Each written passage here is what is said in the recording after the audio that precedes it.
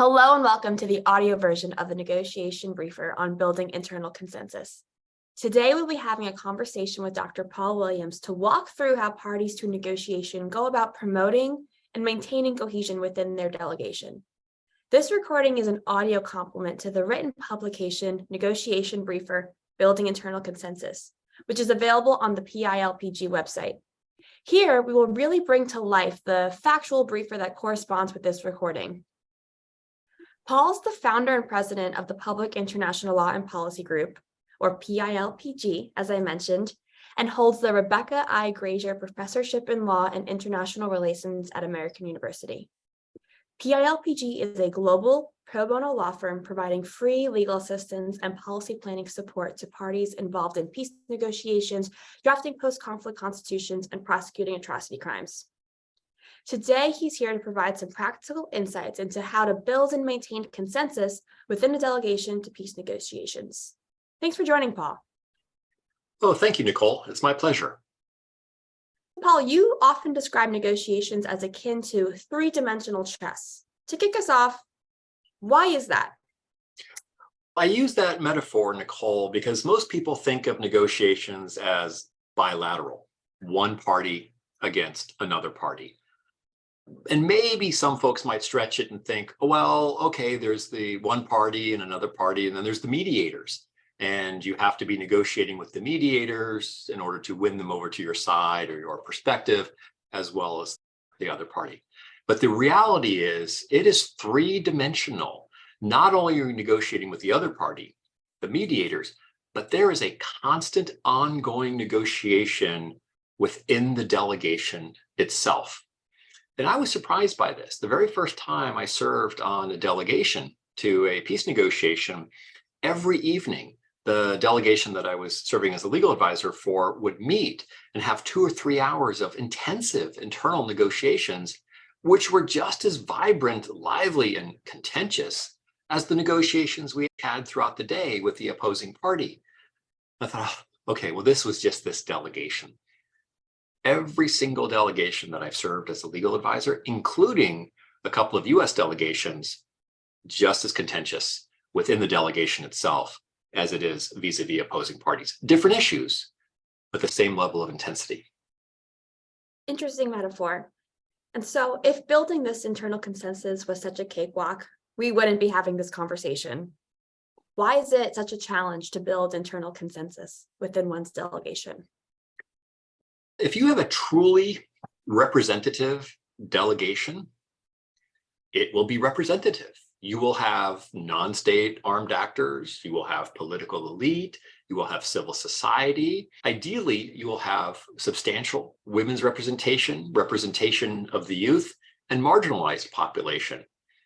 Each of these individuals on the delegation represents a constituency that has legitimate needs and interests that have to be dealt with at the negotiation. And one thing that we can talk a little bit about it later in this conversation, but I want to put out there, what I find very surprising and somewhat disheartening is that these democratic delegations are often frowned upon by the mediators. I need to count on my hands and then take off my shoes and count on my toes how many times mediators have expressed disdain, frustration for the disorganized delegation that I've been representing or working as a legal advisor to, and then having to point out, well, you know, the other delegation is a totalitarian regime, most of the times responsible for atrocity crimes. This delegation, well, of course there's internal dissension, and of course they're disorganized, and of course they have multiple perspectives, because they're actually democratic and representative of the varied interests and constituencies of a particular country or a particular opposition group. Okay, so we're on the Democratic side and we have these that you mentioned. What does it actually mean to build internal consensus among them? Building internal consensus means coming to a genuine consensus, a genuine agreement among a delegation as to their views on self-determination, power sharing, security sector reform, finding a way to take these varied interests, and many of which are quite opposed to one another, and develop some commonality that the delegation can not only put on the table for the mediators or for the opposing party, but can also stay committed to, and that every member of the delegation can vigorously defend. So hopefully we have some time before going into these negotiations. We have our group, we're ready to go. Why is it important before the negotiations to build this internal consensus within the group, delegation, or the party that you're with?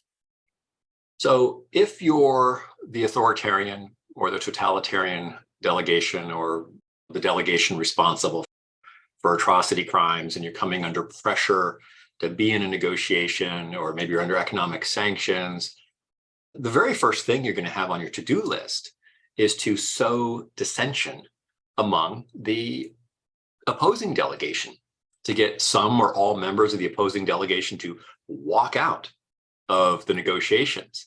And then if you're the bad actor, you can say, well, we came to Geneva or Rambouillet or Dayton, and we tried in good faith, but we couldn't negotiate with the opposition delegation because they were so fractured.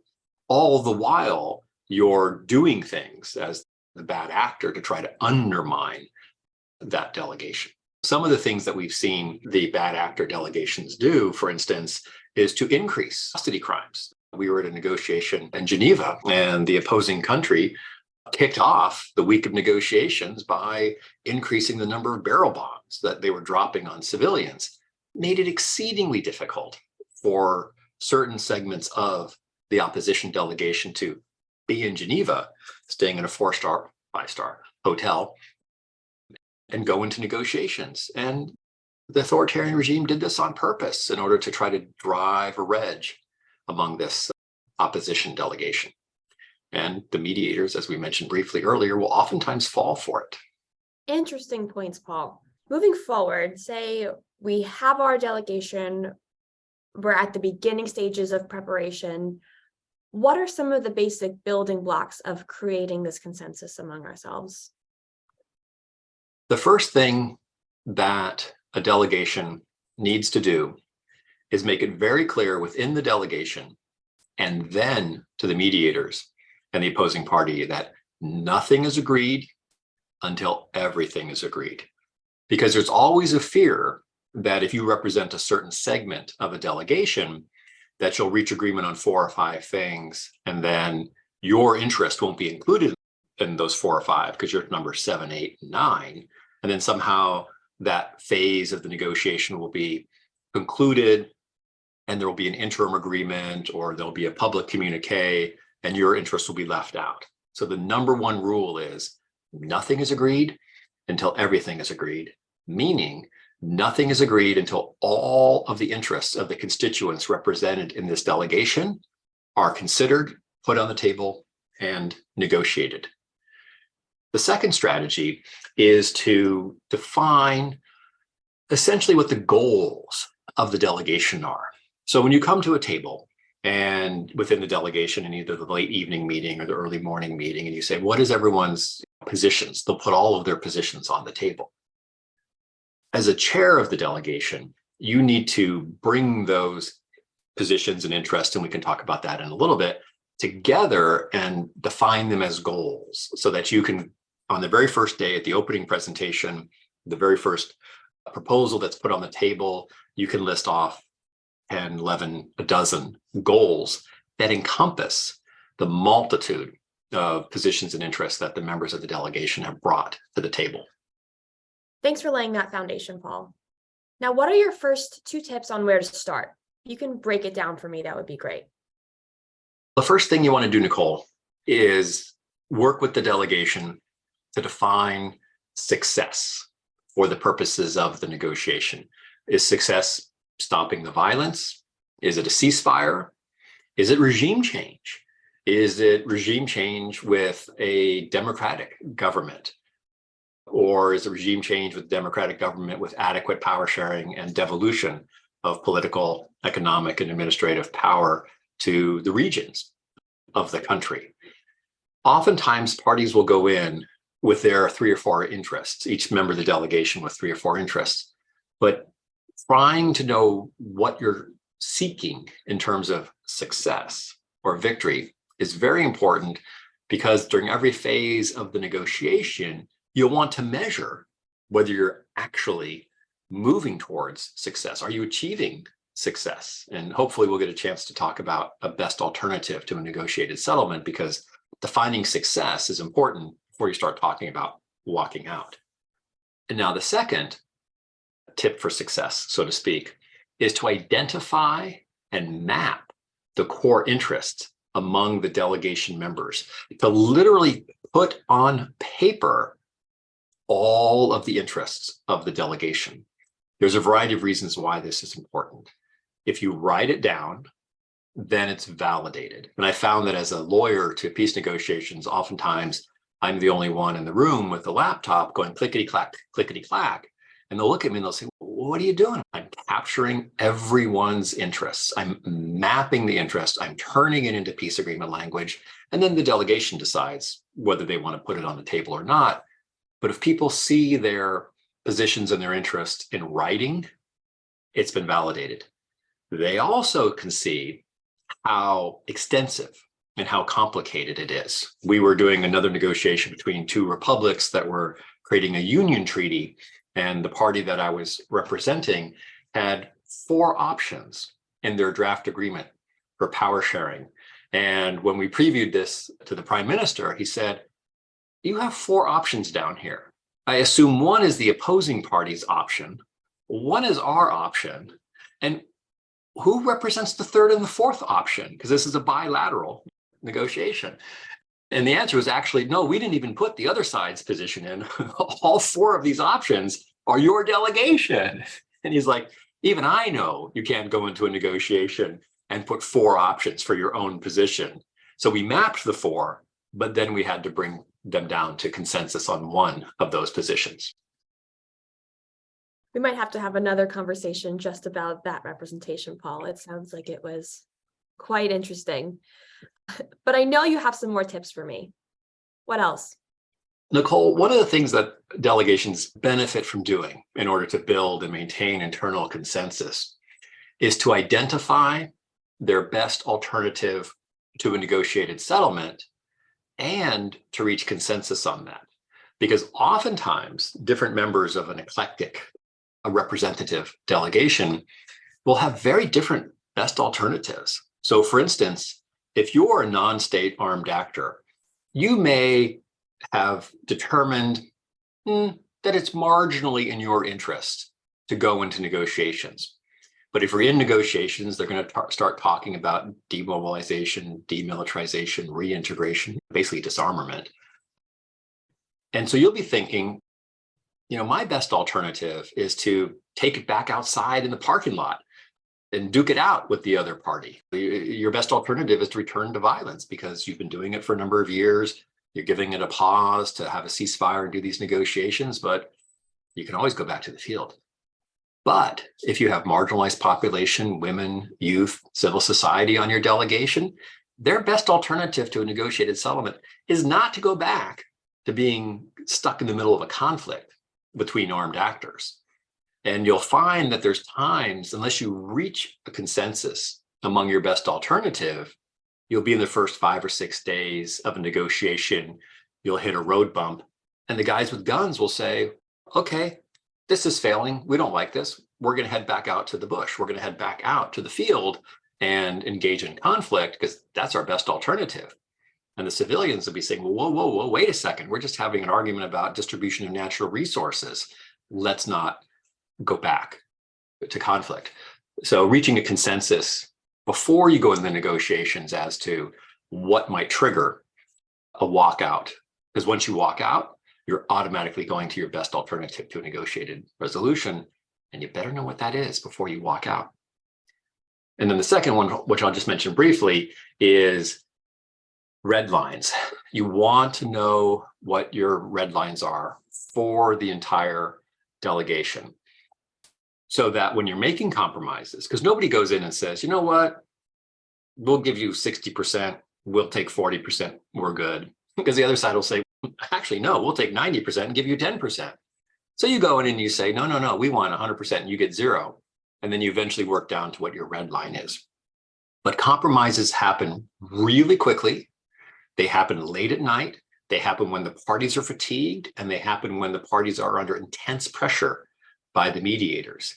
And if you're dropping from position to position to position, you actually have to know what your floor is before you go below your floor and then your delegation implodes. I was involved in one peace negotiation, and I had a meeting with the president and the foreign minister of the country, and they basically said, we're going to tell you what our red lines are. We want you to write down each red line on a separate piece of paper. And your job in these negotiations, among other things, is that as we approach the red line, you need to verbally signal to us, with the specific phrases they wanted me to use, that we were approaching the red line. And then you're to pass us this piece of paper, again, to remind us of the red line. They knew what the red lines were, but they had been in these negotiations before, and they realized it would be this fatigue, crucible, where they'd be under a lot of pressure to make concessions and start trading concessions from different chapters of the peace agreement.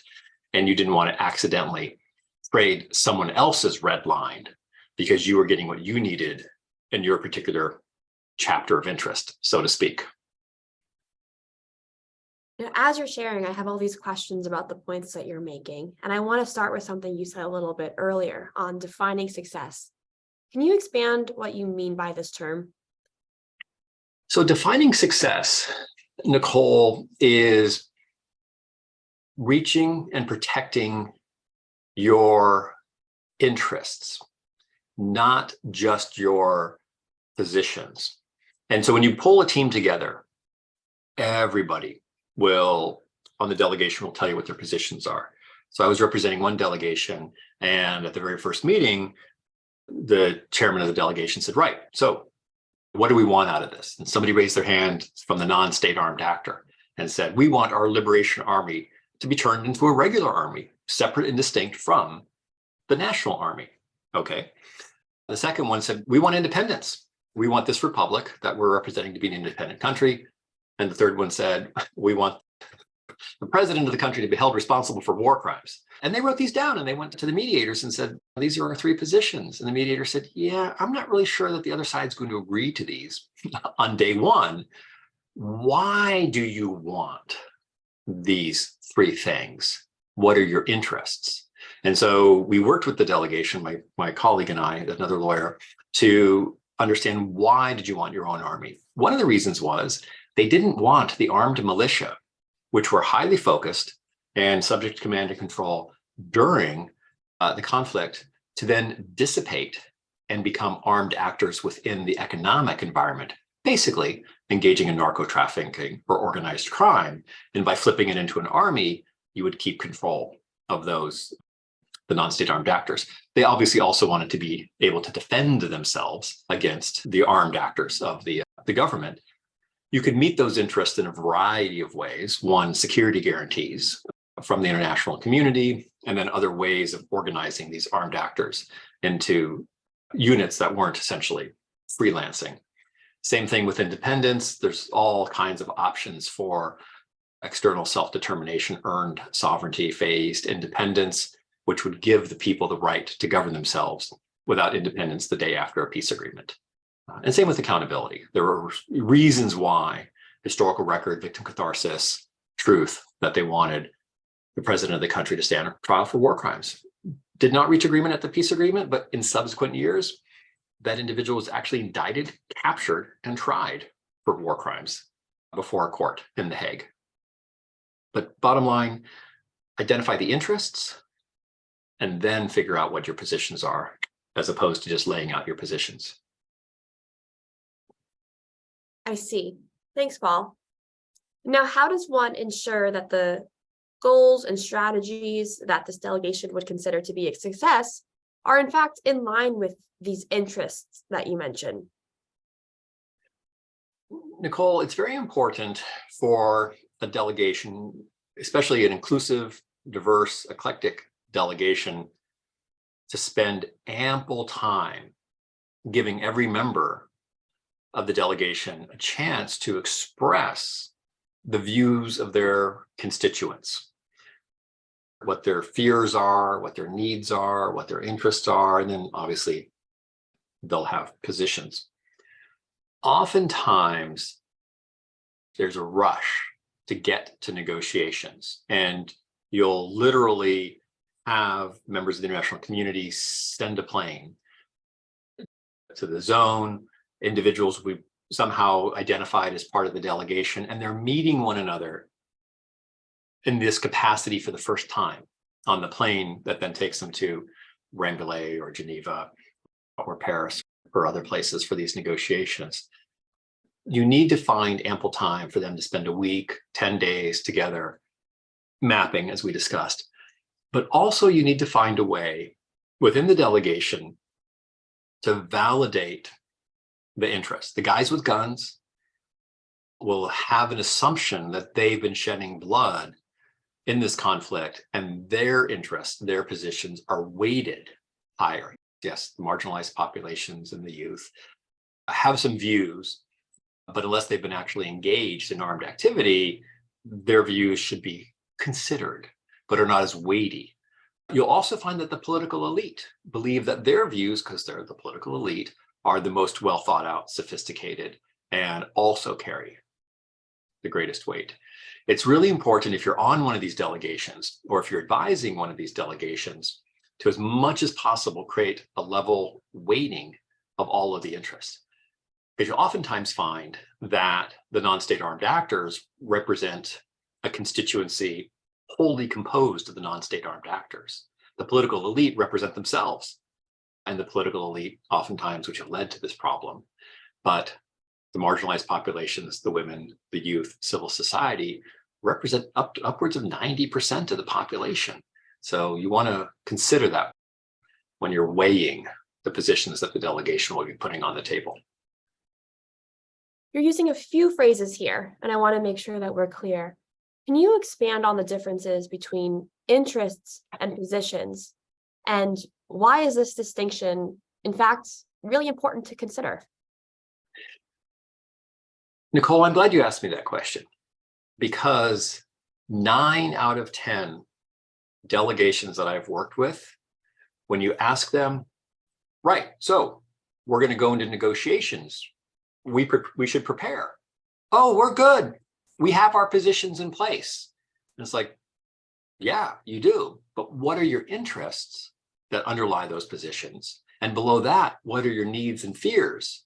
Because I can pretty much guarantee you, you're not going to get your positions. The final agreement will not reflect 100% the positions that you've already drafted and will be putting on the table. But if you're clever about the negotiations, you may actually get almost all of your interests represented in the agreement. And you darn well better make sure that all of your needs are met and all of your fears are accounted for in that final agreement. And so if you start with a position of we're going to be independent, and the other side says no, where do you go from there? Where if you start with an acknowledgement that, well, our interest is in protecting our own political identity, engaging in self-government, giving our children a chance to grow up in a free and democratic society. We realize that this entire state is not going to become democratic, but if we could just separate out our piece of it, we could build a democratic state. And the reason is because, we need, in order to protect our cultural identity, our language, our heritage, to govern. And we fear that our identity will be extinguished if we maintain part of this larger state. Therefore, our position is independence.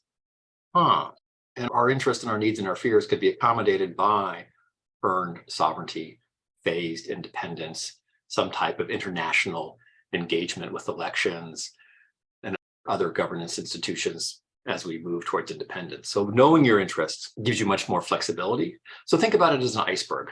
You see an iceberg coming, and right, that's the position. But under the tip of the iceberg is a huge mass of interests, needs, fears, and concerns. And just like the Titanic, you need to be aware of what's under those positions in order to be effective and maintain consensus within your delegation.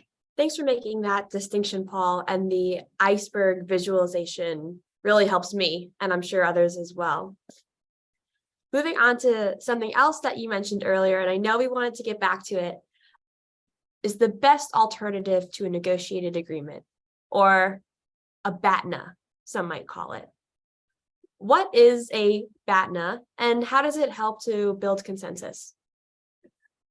Nicole, a BATNA, as we mentioned briefly earlier, is your best alternative to a negotiated agreement.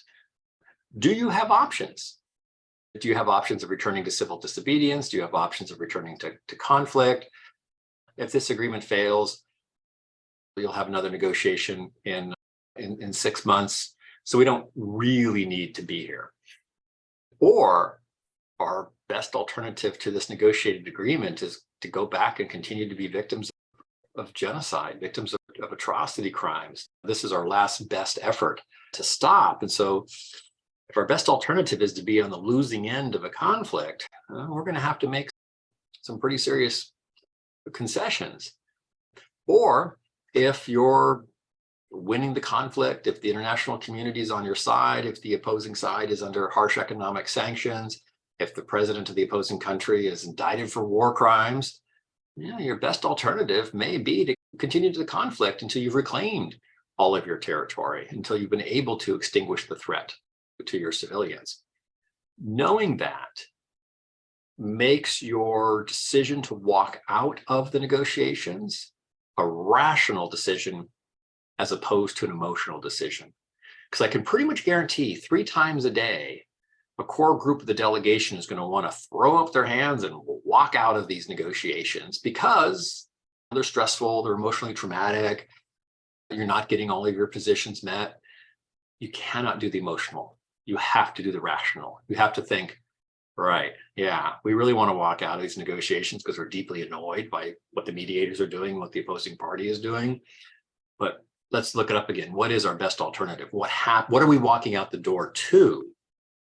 And then, okay, yeah, maybe it makes sense to walk out. Or you think, no, we don't want to go there. We have to suck it up and push through on these negotiations and hope to achieve our interests and protect our needs. And now some negotiations can go on for days or weeks, and as you and I know, circumstances on the ground change very quickly. Can a party's BATNA change throughout the course of these talks? Yes, most definitely. And we've been emphasizing here what a party can do to build internal consensus before they go into a negotiation. But a party is going to have to continue to reevaluate their positions, their BATNA, their red lines throughout the negotiations, because sometimes these negotiations are multi-year negotiations. Facts on the ground, so to speak, change. And you want to be able to, again, 3-dimensional chess, while you're managing the mediators, negotiating with the party across the table, you're going to want to be continually refreshing your internal positions and BATNAs and red lines. Staying with this phrase that you're also using now, red lines.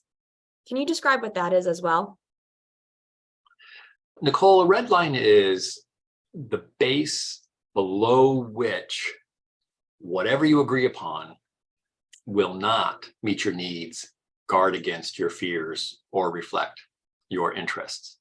And people oftentimes, members of delegations will oftentimes set their red lines quite high. They'll say our position is we should get 100%, but our red line is 80%. It's very difficult for a delegation that's eclectic and inclusive to see how far that number can be pushed down. Can it be pushed down to 40% or 35%? And in particular, if you have other members around the table that don't represent your constituency. So you're an armed actor and you say, right, our position is we should have our own army. Our red line is that we'll have our own army, the government will have its own army, and we'll have a joint command. And then civil society says, quite frankly, I think we should engage in DDR, demilitarization, demobilization, and reintegration. There's going to be immediate conflict within that delegation. And so you're going to need somebody in the delegation to say, okay, we have The delegation itself has different interests. The armed state actors have various interests, but the civilians are a little tired of conflict. They want to reduce the number of weapons in society and come down to a way that meets the interests of the civilians, which is not going to be complete zero, and also meets the interests of the non-state armed actors, which is not going to be 85%. Reaching agreement on that before you start arguing with the other side is crucial. Thanks, Paul. And then sticking on this, how does one develop this red line? Through a lot of late night negotiations among the members of the delegation.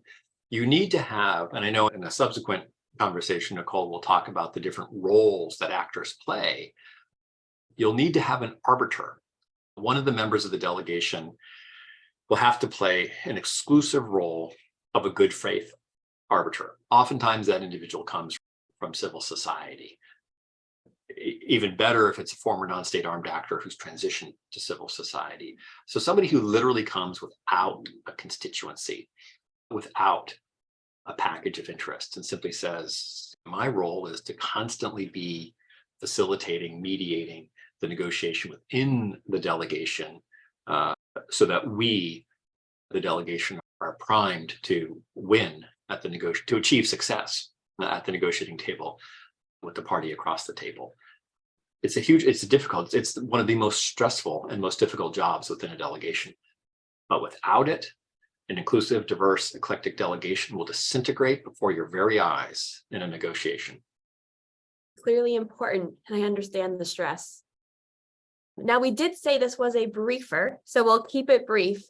And that's all we have time for today, Paul. But thank you so much for joining and walking us through the steps to building this internal consensus among one's own delegation before they go talk to another party. Anything else you'd like to share with listeners as they go into their own negotiations?